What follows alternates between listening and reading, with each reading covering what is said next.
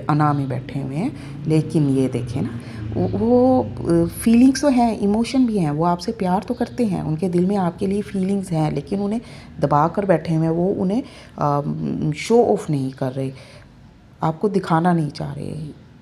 और वो ये भी जानते हैं कि आप एक इंट्यूटिव पर्सन हो, आप दिल का हाल जान लेते हो, और वो आपको स्टॉक भी कर रहे हैं, ठीक है।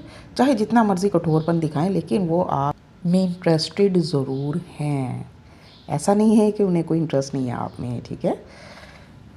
ओहो, हाउ स्वीट, देख लिया सन की एनर्जी, देखे आप उनकी विश हो, आप उनकी एक होप हो, खुशी की होप, कि आपसे ही उनकी ज़िंदगी में खुशी है, आपसे ही उनकी ज़िंदगी में रोशनी है, आप ही उनकी होप हो, आपके साथ वक्त गुजारना चाहते हैं, एक नई शुरुआत करना चाहते हैं, और वो आपको स्टॉक भी कर रहे हैं। किसी न किसी सोर्स से आपके बारे में सारी इन्फॉर्मेशन ले रहे हैं कि आपकी लाइफ में क्या चल रहा है, क्यूरियस हो रहे हैं, जानना चाहते हैं कि आप क्या कर रहे हो।